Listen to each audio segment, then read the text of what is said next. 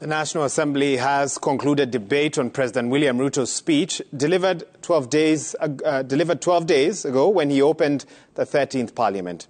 Lawmakers from Kenya Kwanza and Azimio Umoja locked horns on the president's proposal to slash the 2022-2023 budget by at least 300 billion Kenya shillings, ostensibly to lessen the national debt burden.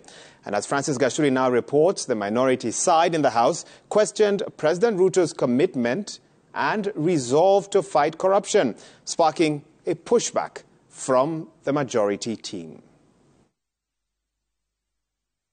12 days after President William Ruto officially opened the 13th Parliament, National Assembly members concluded debate on the speech delivered to a packed joint sitting of the bicameral Parliament, the President's proposal to cut down on expenditure by reducing the 2022-2023 budget by at least 300 billion shillings in a bid to deal with the national debt burden, a subject of debate.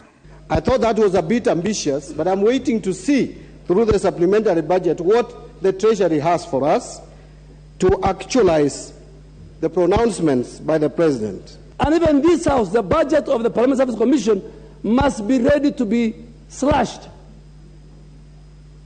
And we must not rush to the Chinese loans anymore. We must borrow. If we have to borrow, we must borrow from the multilaterals that will give us cheaper rates at 3%, longer period.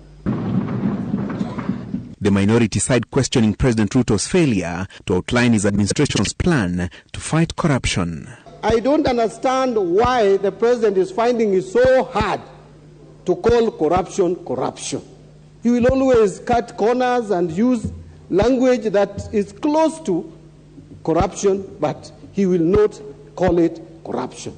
If there is one thing that he should disobey his policy of bottom-up, it is on corruption. This one must be top down.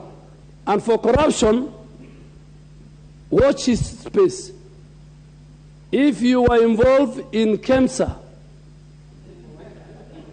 if you have a file, whether you belong to Kenya Kwanza, whether you belong to the opposition, he categorically said he will empower and support financially the oversight, independent institutions. I don't think we should be asking our president to talk about corruption.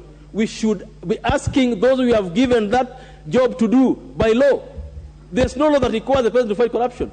The law is set up in this assembly and in the constitution sets up the EACC. It's the body that fights corruption, not the president. And so the president, what we want from him is to ensure that he doesn't try to stop any prosecution, he doesn't try to stop any investigation. The president's pre-election pledges on lowering the cost of food and fuel, generating a discourse in the House. Honeymoon is over. Today it is exactly 30 days since they were sworn in office. We want the cost of living to come down, the price of fuel to come down, and don't now talk about Ukraine war. During campaigns you said Ukraine war has nothing to do with this. Now we are joining you in cheering that Ukraine is very far from Kenya. We want the price of fuel, petroleum products to come down. The price of unga must come down to 80 shillings as we were promised. Honorable Bandi and team, you will watch from TV the way this country will change. I have no doubt. I have no doubt. I am telling you, buy a TV. May God give you more years to live, and watch how William Samoei Arap Ruto will transform this country. Debt level will come down. With debate on the president's speech concluded, the National Assembly proceeds to transact other businesses, including establishment of various committees and vetting of persons nominated for appointment as cabinet secretaries. Francis Gachuri, Citizen TV.